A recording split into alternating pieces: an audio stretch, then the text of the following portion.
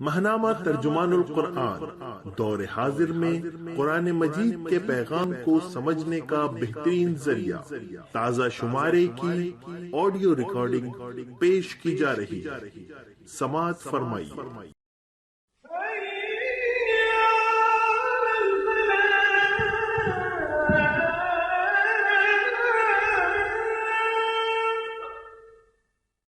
بسم اللہ الرحمن الرحیم۔ اشارات۔ موضوع: پاکستان کا نظریاتی وجود اور عملی تقاضے۔ تحریر: پروفیسر خورشید احمد۔ ماہانہ عالمی ترجمان القرآن، مارچ 2021۔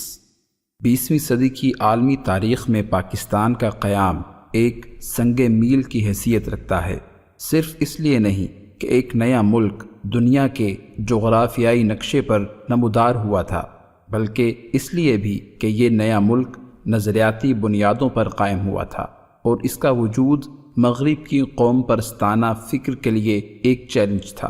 اس ملک نے نظریاتی سیاست کا علم بلند کیا تھا اور تنگ نظر قوم پرستی، نیرو نیشنلزم کی ستم زدہ دنیا کے سامنے ایک نئی راہ پیش کی تھی۔ تحریک پاکستان کی اصل بنیاد یہ تھی کہ چونکہ مسلمان اپنے مذہب اور عقیدے کی وجہ سے ایک قوم اور ایک ملت ہیں، اور چونکہ مسلمان اپنی آئیڈیالوجی، اپنی تہذیب، اپنی معاشرت اور اپنا نظام قانون رکھتے ہیں جسے وہ اجتماعی زندگی میں قائم کرنا چاہتے ہیں، اس لیے جن علاقوں میں ان کی اکثریت ہے ان پر مشتمل ایک ریاست قائم کی جائے تاکہ وہ اپنی جداگانہ قومیت کی بنیاد پر اپنی تہذیب اور اپنی آئیڈیالوجی کو قائم کر سکیں۔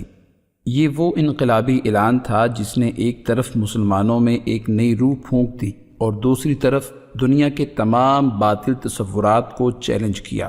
مسلمانوں نے بہت بڑی قربانی دے کر 7 سال تک انتھک جد و جہد کی، جس کے نتیجے میں ان کی اپنی الگ ریاست ابھری۔ مسلمانوں کی پوری تاریخ اس بات پر شاہد ہے کہ عام مسلمانوں کو اسلام کے علاوہ کسی اور مقصد نے کبھی اپیل ہی نہیں کیا۔ ظالم بادشاہ بہت سے ہوئے، اسلام سے انحراف کرنے والے بھی 20 گزرے، لیکن امت نے کبھی انہیں اپنی آنکھوں کا تارا نہ بنایا، کبھی ان کو تحسین کی نگاہ سے نہیں دیکھا، بلکہ ان میں سے بہتوں کے طرز حکمرانی کی بنا پر اکثر لعنت ہی بھیجی۔ اس امت نے بہت مظالم برداشت کیے، بڑی مشقتیں جھیلی، بے پناہ مصائب کو انگیز کیا، مگر اسلام کے علاوہ کسی اور مقصد کی خاطر دل و جان سے قربانی کے لیے کبھی تیار نہ ہوئی۔ ہمیشہ اس کے ہیرو امام ابو حنیفہ رحمہ اللہ، امام جعفر صادق رحمہ اللہ، امام احمد بن حنبل رحمہ اللہ، امام مالک بن انس رحمہ اللہ، امام شافعی رحمہ اللہ، امام تیمیہ رحمہ اللہ، صلاح الدین ایوبی رحمہ اللہ، مجدد الافسانی رحمہ اللہ اور سید احمد شہید وغیرہم ہی رہے۔ کسی حسن بن صبا اور اکبر کو اس امت نے اپنا ہیرو اور آئیڈیل نہیں بنایا، اور اسلام کے علاوہ کوئی اور نصب العین اس کی وفاداریوں کا مرکز نہ بن سکا۔ یہ ایک ایسی حقیقت ہے جس کا اپنے اور پرائے سبھی اعتراف کرتے ہیں، حتیٰ کہ 20ویں صدی کے ممتاز مستشرق ولفریڈ کینٹ ویلسمتھ نے اپنی تصنیف اسلام ان ماڈرن ہسٹری، دور جدید میں اسلام میں لکھا ہے، ماضی میں صرف اسلام ہی ان لوگوں یعنی مسلمانوں کا اجتماعی ضابطہ، اصل محرک اور کارفرما قوت رہا ہے، اور یہ کہ مسلمانوں کے کسی گروہ نے بھی اپنے میں ایسے قومی اور وطنی جذبات پیدا نہیں کیے جس کی وفاداری اور تعلق کا مرکز اسلام سے ہٹ کر کوئی اور شے یا مسلم ملت کے دائرے سے باہر کی کوئی چیز ہو۔ بلا شبہ یہ مسلمانوں کی قابل فخر قومی اور ملی خصوصیت ہے۔ یہی وجہ ہے کہ نظریہ پاکستان نے مسلمانوں کو اسی بنیاد پر اپیل کیا تھا کہ یہ ان کی روح کی آواز، ان کے ایمان کی پکار اور ان کی ملی تمناؤں کا آئینہ دار تھا، اور پاکستان کے مستقبل کی تعمیر میں بھی مسلمانوں کا حقیقی تعاون اسی وقت حاصل ہو سکتا ہے جب وہ دیکھیں کہ یہ اسلامی نظریے کے لیے وقف ہے۔ کوئی اور محرک ایسا نہیں ہو سکتا جو ملت اسلامیہ پاکستان کو کسی عظیم کارنامے کی انجام دہی کے لیے تیار کر سکے۔ یہ صلاحیت اسلام اور صرف اسلام میں ہے۔ اسلامی نظریے کی ضرورت و اہمیت۔ اسلامی نظریے کی بنیاد پر سیاست اور ریاست کے معاملات چلانے اور تہذیب و تمدن کو پروان چڑھانے کی ضرورت محض اس لیے ہی نہیں ہے کہ مسلمانوں میں اس کے بغیر جذبہ عمل و قربانی پیدا نہیں کیا جا سکتا، بلکہ اس لیے بھی ہے کہ اسلام نے مسلمانوں کی ایک خاص انداز میں تربیت کی ہے۔ اس نے لوگوں کے ذہنوں سے دین و دنیا اور مذہب و سیاست کی تفریق کے باطل نظریات کو کھرچ کر نکال دیا ہے، اور ان کو یہ تعلیم دی ہے کہ دین کو زندگی کے ہر شعبے پر غالب کریں۔ اس پس منظر کی وجہ سے جب وہ دیکھتے ہیں کہ ایک معاملے میں دین کا تقاضا کچھ اور ہے اور مروجہ نظام کا انداز کار کچھ اور، تو وہ اس تناقض کنٹراڈکشن کو نظر انداز نہیں کر سکتے۔ ایک عیسائی کے لیے غالباً یہ ممکن ہے کہ وہ اس تناقض کو برداشت کر لے، ایک ہندو کے لیے شاید آسان ہو کہ وہ اس سے صرف نظر کر لے کہ ان کے مذاہب نے اجتماعی زندگی میں دین کو قائم کرنے کی کوئی روایت پیش نہیں کی ہے، لیکن اسلام کی روایت ان مذاہب سے بالکل مختلف ہے۔ یہی وجہ ہے کہ مسلمان اس تناقض کو برداشت نہیں کر سکتا۔ اس لیے اللہ تعالیٰ نے قرآن عظیم میں فرمایا ہے وَمَن لَّمْ يَحْكُم بِمَا أَنزَلَ اللَّهُ فَأُولَٰئِكَ هُمُ الْكَافِرُونَ، اور جو خدا کے نازل کردہ قانون حیات کے مطابق اپنے فیصلے نہیں کرتے وہی کافر ہیں۔ مسلمانوں کی تاریخ میں جتنی اجتماعی بے اطمینانی پیدا ہوئی ہے اور انقلابی تحریکات اٹھی ہیں، ان سب کا جذبہ محرکہ اسی تناقض اور تضاد کو دور کرنا تھا۔ اگر اس نظریے کو نظر انداز کیا گیا تو اس سے ایک طرف ملت میں اضطراب اور بے چینی پیدا ہوگی، دوسری طرف مروجہ نظام سے مایوسی، اور یہ دونوں چیزیں ایک قوم کے لیے بہت مہلک ہیں۔ اپنی قومی صحت کی درستی اور اجتماعی زندگی کے سکون کو قائم رکھنے کے لیے بھی یہ ضروری ہے کہ ہم جلد از جلد اسلامی نظریے کی بنیاد پر اپنی ریاست کو تعمیر کریں، تاکہ قوم کی تمام قوتیں تعمیر نو کے لیے استعمال ہوں اور کوئی اندرونی کشمکش رونما نہ ہو۔ پھر خود ملک جن مشکلات اور جن معاشی، سماجی، معاشرتی، سیاسی اور اخلاقی بیماریوں کا شکار ہے، ان کا حل بھی صرف اسلامی نظریے میں مضمر ہے۔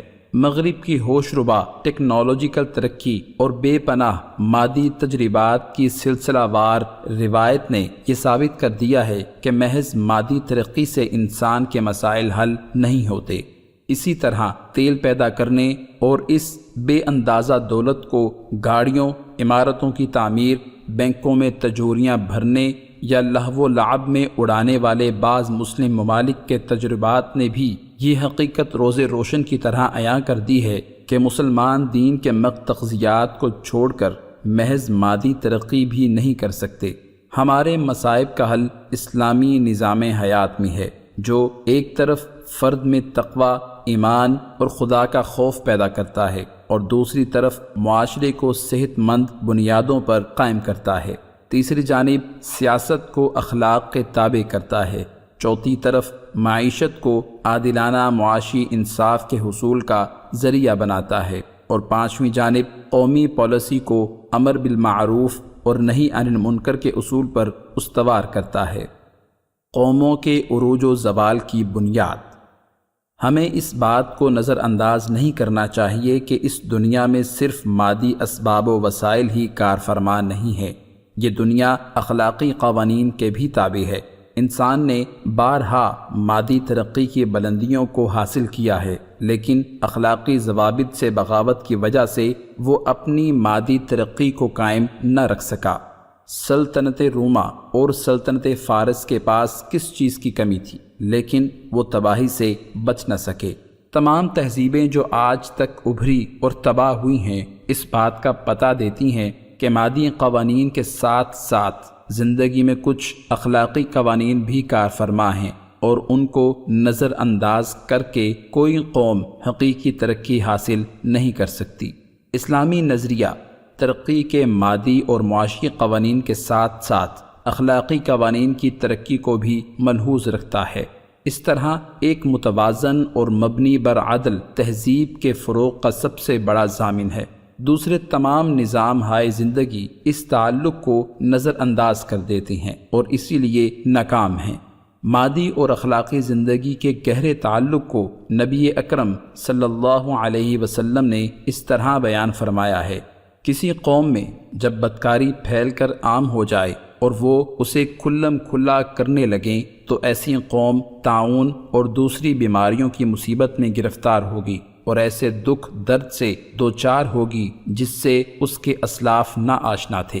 اور جب کوئی قوم ناپ تول میں کمی کرے گی تو وہ قحط سالی اور حکمرانوں کے ظلم و جور کا شکار ہوگی، اور جب کوئی قوم زکوٰۃ دینا بند کر دے گی تو اس پر بارش خدا کی چھت بند ہو جائے گی، اور اگر ہوگی بھی تو انسانوں کی وجہ سے نہیں بلکہ دوسرے حیوانوں کی وجہ سے۔ جب کوئی قوم اللہ اور اس کے رسول صلی اللہ علیہ وآلہ وسلم سے عہد و پیمان توڑ دے گی تو اللہ تعالیٰ ان پر ان کے دشمن کو مسلط کر دے گا جو ان کے قبضے کی بعض چیزیں چھین لے گا، اور جب ان کے ائمہ اور قائدین کتاب اللہ پر فیصلے کرنا ترک کر دیں گے اور اپنی مرضی کے احکام اختیار کریں گے تو اللہ تعالیٰ ان کے درمیان لڑائی جھگڑے پیدا فرما دے گا۔ اس طرح پہلے خلیفہ راشد حضرت ابو بکر صدیق رضی اللہ عنہ نے اپنے پہلے ہی خطبہ میں فرمایا تھا، اے لوگو، جس قوم نے بھی اللہ کے راستے میں جہاد کرنا چھوڑ دیا اللہ نے اسے ذلیل کیا، اور جس قوم میں بھی بدکاری پھیل جائے تو اللہ اس میں مصیبت کو بھی پھیلا دیتا ہے۔ اس سے معلوم ہوا کہ اسلامی نظریے کا قیام خود ہماری مادی اور قومی زندگی کے تحفظ کے لیے بھی ناگزیر ضرورت ہے۔ اس کے بغیر نہ ہم اپنے مسائل کو حل کر سکتے ہیں اور نہ اپنی تعمیر نو کو صحت مند بنیادوں پر استوار کر سکتے ہیں۔ آج دنیا میں جو کشمکش برپا ہے اس سے بھی یہ سبق ملتا ہے کہ اب مقابلہ محض چند افراد، کچھ قوموں اور بعض ملکوں میں نہیں بلکہ دراصل مقابلہ الہی ہدایت سے رہنمائی و طاعت اور ہدایت الہی سے بغاوت و طاغوت کی پیروی کے درمیان ہے۔ مغرب کے پاس کوئی مثبت آئیڈیالوجی نہیں ہے اور وہ جمہوریت، سیکولرزم، لبرلزم، آزادی حقوق انسانی اور تحفظ فرد کے نعروں سے اپنا کام نکالنے کی ناکام کوشش کر رہا ہے۔ ہمارے عہد میں مسلط عالمی سامراج مادہ پرست تہذیب کی پیداوار ہے اور ہم مغرب کی نقالی کر کے فائدے میں نہیں خسارے میں ہیں۔ ہمارے پاس اسلام کی صورت میں ایسا عادلانہ نظریہ ہے جس کے ذریعے نہ صرف یہ کہ ہم خود سیکولر فسطائیت کا مقابلہ کر سکتے ہیں بلکہ دنیا کو بھی ایک نئی راہ دکھا سکتے ہیں، لیکن افسوس کر سکتے تھے جو اپنے زمانے کی امامت، وہ کہنا دماغ اپنے زمانے کے ہیں پیرو۔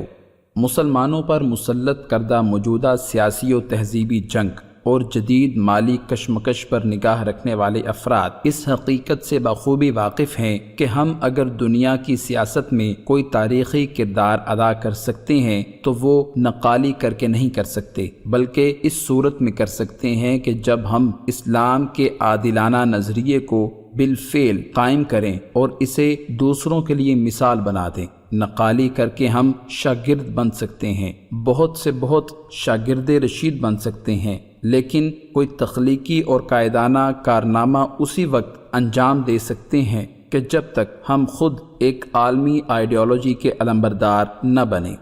خدا سے عہد شکنی کا نتیجہ پھر سب سے بڑھ کر دنیاوی اور ملکی مفاد سے ہٹ کر ایک پہلو اور بھی قابل غور ہے۔ ہم نے قیام پاکستان کی جد و جہد کے موقع پر اللہ سے وعدہ کیا تھا کہ اے مالک تو ہمیں کامیابی عطا کر اور ہم تیری زمین پر تیری نازل کردہ ہدایت قائم کریں گے۔ کیا اس نظریے کو ترک یا نظر انداز کرنے کے معنی خدا کے غضب کو دعوت دینے کے نہ ہوں گے؟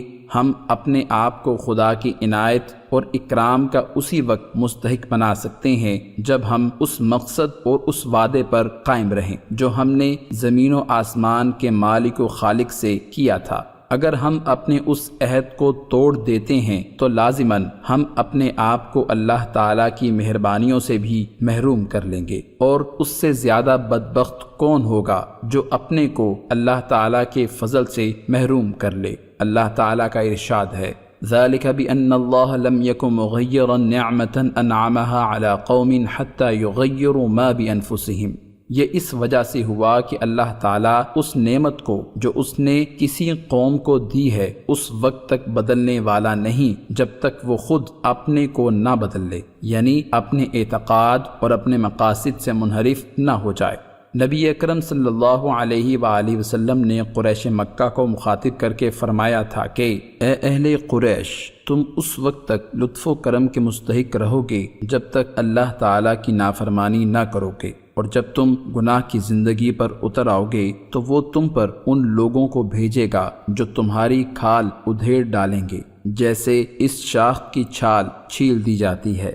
آپ صلی اللہ علیہ وآلہ وسلم کے دست مبارک میں ایک شاخ تھی جسے آپ صلی اللہ علیہ وآلہ وسلم نے چھیل کر بتایا، اور قرآن پاک کی اس آیت سے معلوم ہوتا ہے کہ یہ براہ راست ہم ہی سے خطاب ہے۔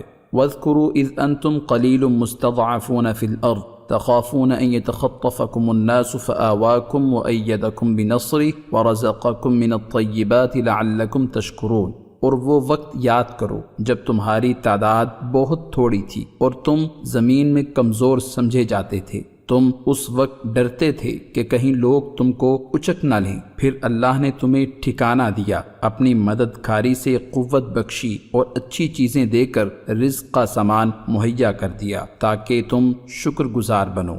شکر گزاری کا راستہ اللہ کے دین کو اختیار کرنے اور اسلامی نظریے کو قائم کرنے میں ہے۔ اگر ہم ایسا نہیں کرتے تو سخت ناشکرے ہوں گے اور اللہ کے عذاب کو دعوت دیں گے۔ اس لیے ہمارے لیے سیدھا راستہ یہی ہے کہ ہم اسلامی نظریے، اسلامی تہذیب و معاشرت اور اسلامی معاشی نظام عدل کو خلوص اور ایمانداری کے ساتھ اختیار کریں اور اس کے دیے ہوئے پروگرام پر عمل کریں۔ دو غلط نقطہ نظر۔ اسلامی نظریے کی تنقید کے سلسلے میں دو نقطہ نظر کے جائزے کی ضرورت ہے۔ ایک نظریہ تو یہ ہے کہ اصل چیز پروگرام ہے، نام نہیں، اس لیے اسلام کا نام لیے بغیر ہی اس کے اصلاحی پروگرام پر عمل کرنا چاہیے۔ دوسرا نقطہ نظر متجددین کا ہے، جو اسلام کا نام تو برقرار رکھتے ہیں لیکن تعبیرات کے ایک نہ ختم ہونے والے سلسلے سے ان اسلامی اصطلاحات کے معنی بدل دیتے ہیں اور اسلام کے نام کی پرانی بوتلوں میں جدید مغربی فکر و تمدن کا زہر بھر دیتے ہیں۔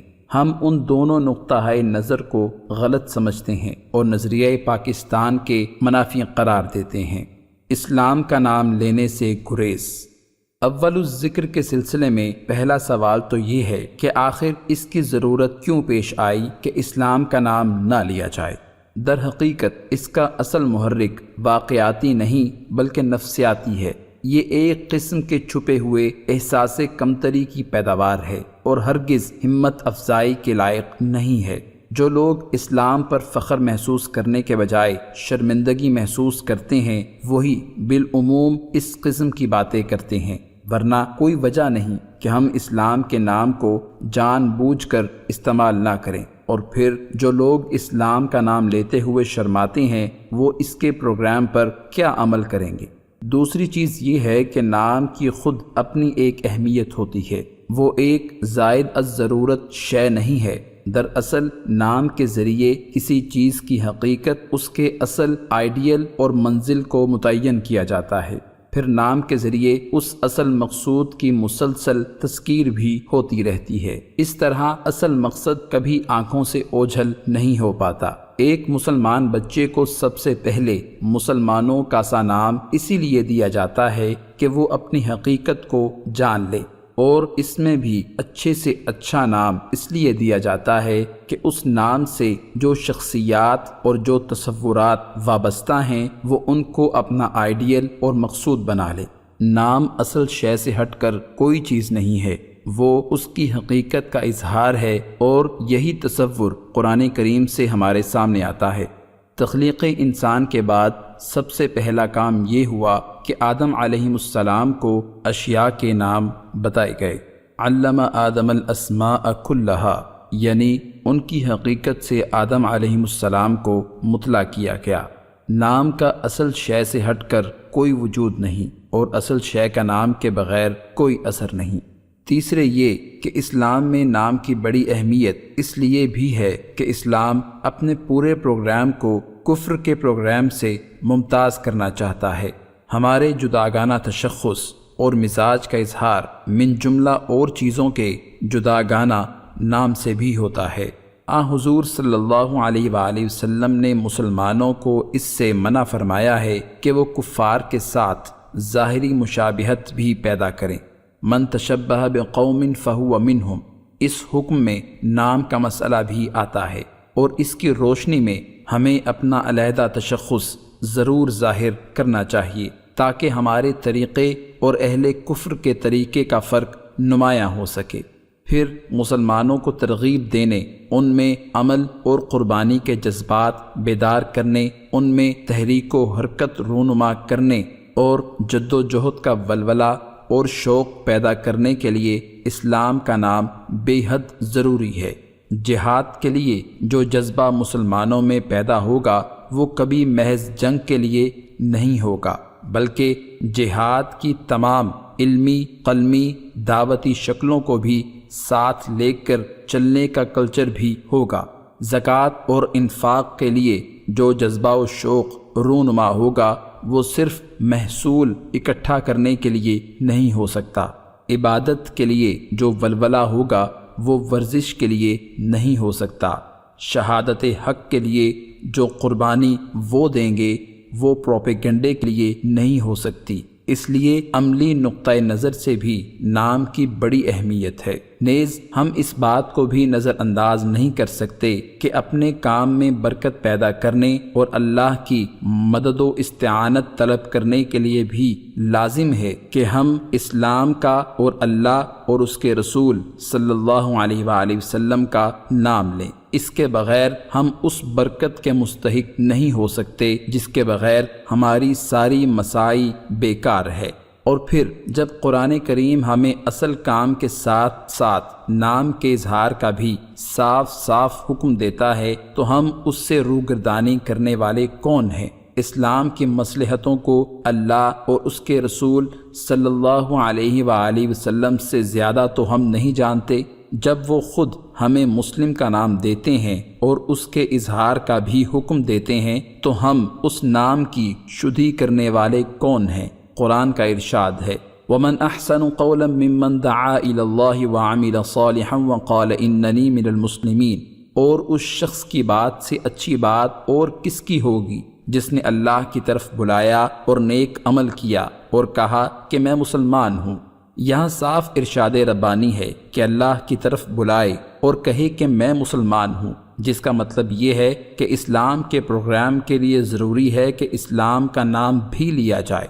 ہمیں یہ بات اچھی طرح سمجھ لینی چاہیے کہ جس طرح اصل پروگرام کو چھوڑ کر صرف نام پر انحصار کرنا غلط اور اسلام کے منشا کے خلاف ہے، اسی طرح نام کے بغیر پروگرام کو پیش کرنا بھی اس کی تعلیمات کے منافی ہے۔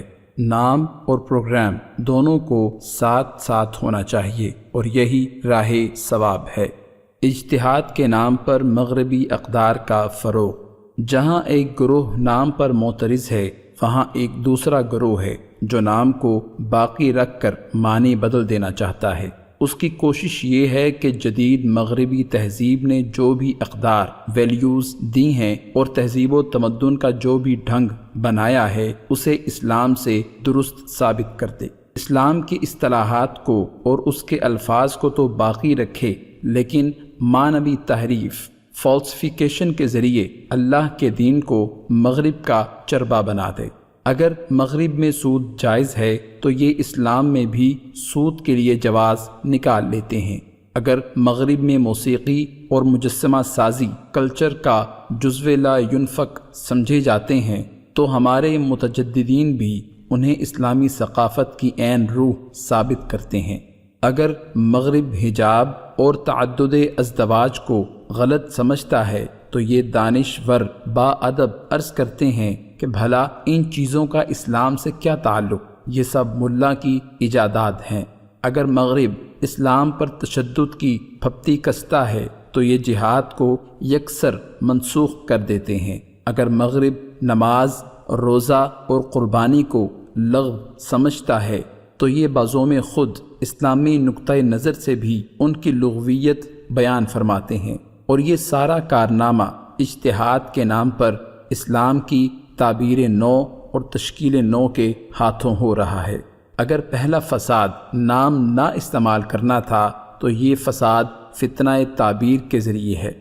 ان حضرات نے اس بات کو تو محسوس کر لیا ہے کہ مسلمانوں کو اسلام کے نام کے بغیر عمل پر نہیں اکسایا جا سکتا، اور جب تک کسی چیز پر اسلام کا لیبل نہ ہو مسلمان اسے کبھی قبول نہیں کر سکتے۔ لیکن وہ اس کو بھول گئے ہیں کہ اسلام محض ایک خالی خولی نظریہ نہیں ہے کہ وہ جس طرح چاہیں اسے مسخ کریں اور جو شکل چاہیں اسے دے دیں۔ اسلامی نظریے کو خود خدا کے آخری نبی صلی اللہ علیہ وآلہ وسلم نے عمل کے میدان میں قائم کیا تھا، اور اسلامی تہذیب و معاشرت کے آثار گزشتہ 1400 برسوں سے اس سرزمین پر قائم ہیں۔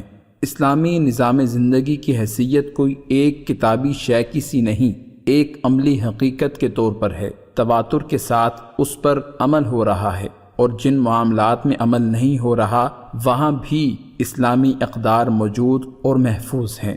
مسلمانوں کو اسلام کی تعلیمات علمی اور عملی دونوں طریقوں سے پہنچی ہیں۔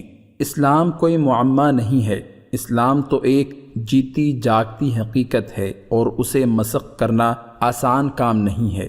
یورپ میں عیسائی پادریوں نے یہ کام ضرور کیا تھا کہ جب چاہا مسیحیت کی منمانی تعبیر کر دی، اور اس کی وجہ یہ تھی کہ نہ وہاں خدا کی اصل ہدایت محفوظ تھی، اور نہ وہ زبان محفوظ تھی کہ جس میں خدا کی ہدایت نازل ہوئی تھی، اور نہ کوئی زندہ روایت موجود تھی جو اس ہدایت کی عملی شکل پیش کرتی ہو۔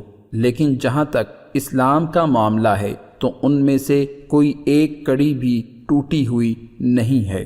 یہاں خدا کی کتاب اور اس کے رسول صلی اللہ علیہ وآلہ وسلم کی سنت پوری طرح محفوظ ہے، ان میں سر منہ بھی تبدیلی نہیں ہوئی ہے۔ قرآن اور سنت کی زبان ایک زندہ زبان ہے جس کے الفاظ و معانی متعین ہیں، اور منمانی تعویلات کے لیے کوئی گنجائش نہیں ہے۔ اسلامی لٹریچر کا ایک عظیم خزانہ موجود ہے جس میں ہر دور کا فکری و عملی سرمایہ محفوظ ہے۔ ایک معاشرہ اس نظریے پر قائم ہے اور پورے تسلسل کے ساتھ گزشتہ 1400 سالوں سے وہ اس پر عامل ہے۔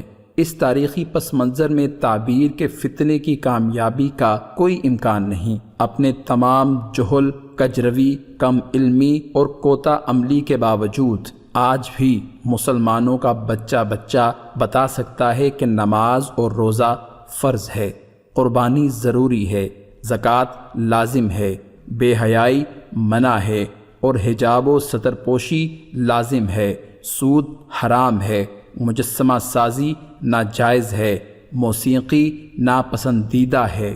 اسلام کوئی کتاب گمشدہ نہیں کہ آپ اپنی پٹاری سے جو چاہیں نکال لیں اور اسلام کے نام پر پیش کر دیں۔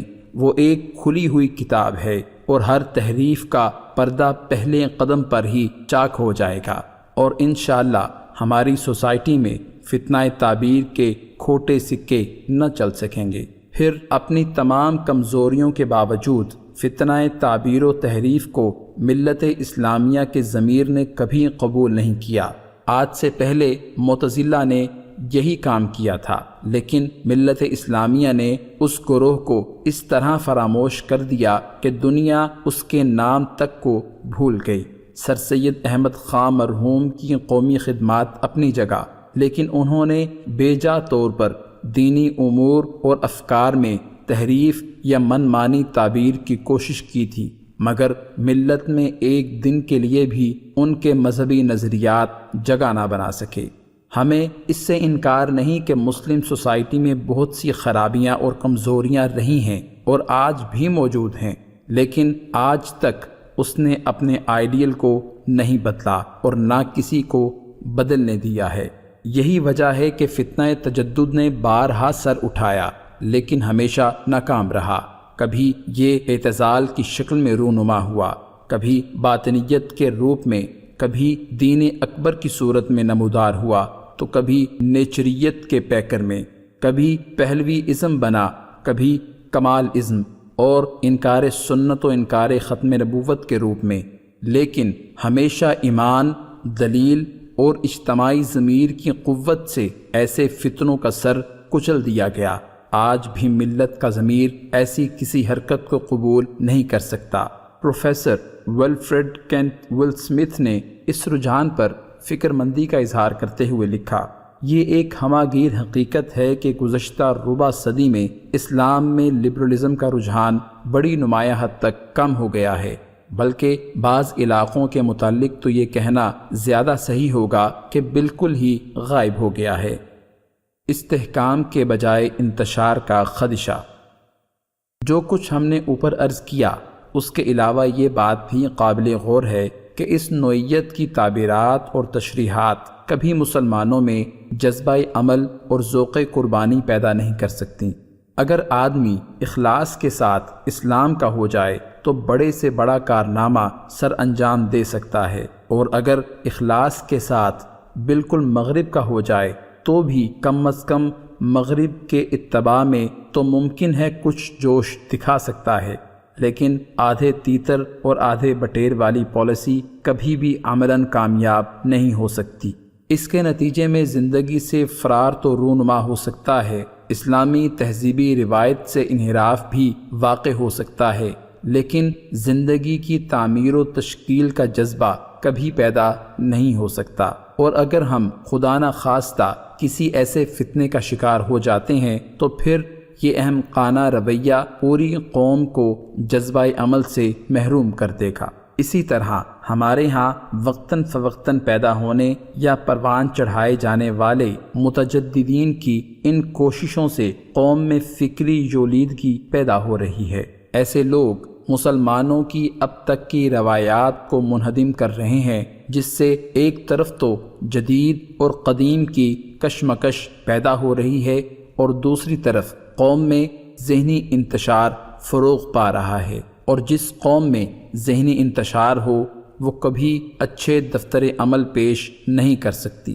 ماضی سے اندھی بحری بغاوت کا رجحان خود اپنے اندر بڑے مفسدات رکھتا ہے۔ ہماری ترقی اسی وقت ممکن ہے جب ہم اپنے تاریخی تسلسل کو قائم رکھتے ہوئے آگے بڑھیں۔ اگر ہم نے وہ سب کچھ دریا برد کرنے کی کوشش کی جو آج تک مسلمانوں نے حاصل کیا ہے تو ہماری قوتیں ایک اندرونی کشمکش کی نظر ہو جائیں گی اور مجموعی طور پر قوم کو کچھ بھی حاصل نہ ہوگا۔ اس لیے ہم سمجھتے ہیں کہ تجدد کا فتنہ ملک کے لیے ایک عظیم خطرہ ہے، اور اس کی ہر کوشش نظریہ پاکستان کی بنیادوں پر ایک ضرب کاری ہے۔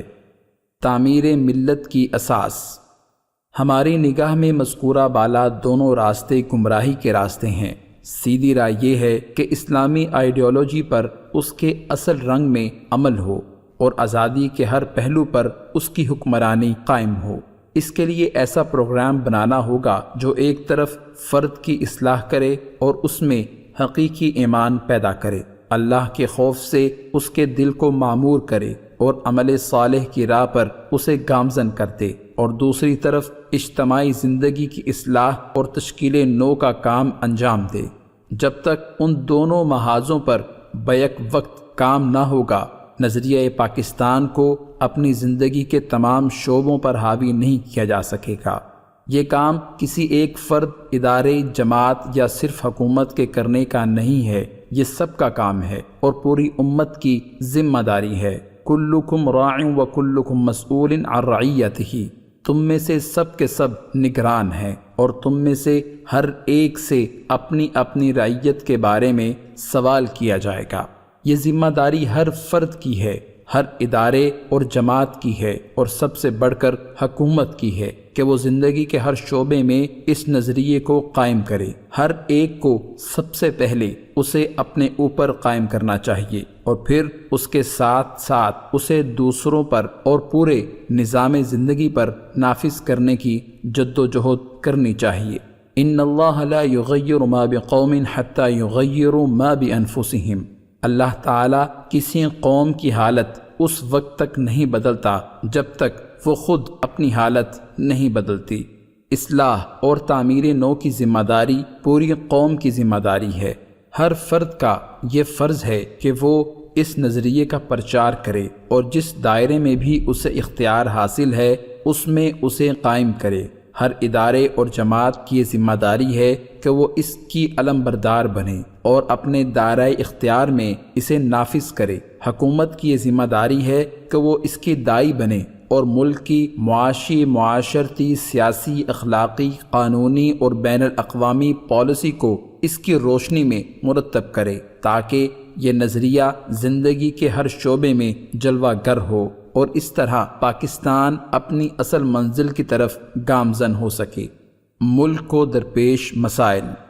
پاکستان کے نظریاتی پہلو پر زور دینے کا مطلب یہ نہیں ہے کہ روزمرہ زندگی اور ریاست میں پیدا ہونے والے سماجی و معاشی چیلنجوں کا جواب نہ دیا جائے۔ آج وطن عزیز درج ذیل حوالوں سے دہکتے انگاروں کا منظر پیش کر رہا ہے۔ ہم دیکھتے ہیں کہ نمبر 1، پاکستان عمومی طور پر شدید نوعیت کی معاشی مشکلات، تضادات اور تصادمات کی زد میں ہے، جس کا بنیادی سبب معاشی بد انتظامی، سودی معیشت پر اصرار اور ناپائیدار معاشی پالیسیاں ہیں۔ نمبر 2، قومی بجٹ اور ریاست کی جانب سے اپنے شہریوں کے ساتھ سالانہ عہد و پیمان بجٹ کے بجائے عملاً سال کے دوران 4-5 بجٹ لانے کی شر انگیزی ہے۔ پہلے ہر یکم تاریخ کو تیل کی قیمتوں میں اضافہ کیا جاتا تھا اور اب ہر ماہ کی یکم اور 15 تاریخ کو بھی قیمتوں میں رد و بدل کر کے سارے معاشی منظرنامے کو بدترین صورتحال سے دوچار کر دیا جاتا ہے، جس کے نتیجے میں ہر فرد، کارپوریشن اور ادارہ معاشی منصوبہ تیار کرنے کی صلاحیت اور اختیار کھو بیٹھا ہے۔ ایسی معاشی بد انتظامی کا یہ اثر ہے کہ افراط زر، مہنگائی اور حد سے بڑھتی ہوئی طبقاتی تفریق کا پہاڑ کھڑا ہو گیا ہے۔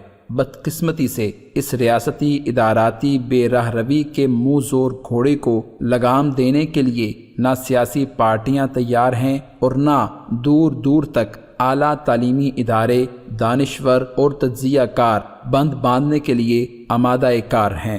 نمبر 3، اس معاشی اور طبقاتی فساد نے سماجی فاصلے گہرے کر دیے ہیں۔ شہریوں میں جسمانی بیماریاں تو ایک طرف رہیں، ذہنی بیماریوں کا نہ ختم ہونے والا جنگل بڑھتا جا رہا ہے۔ ہر سال خودکشی کے بڑھتے ہوئے واقعات، طلاق اور خلا کی تعداد میں ناقابل تصور اضافے کا رجحان، بات بات پر لوگوں کا توڑ پھوڑ پر آمادہ ہو جانا، جس کی ایک مثال تو وکیلوں کی جانب سے معزز ججوں پر حملے، پولیس اور ڈاکٹروں پر تشدد وغیرہ کی صورت میں بھی سامنے آتی رہتی ہے، اور اس نوعیت کے مریضانہ رویے جنگل کے معاشرے کی یاد دلاتے ہیں۔ نمبر 4، پولیس کے نظام کی بد انتظامی اور عدالتی عمل کے غیر مؤثر ہونے کی کیفیت نے لوگوں کو عدم تحفظ، خوف اور مایوسی سے دوچار کیا ہے۔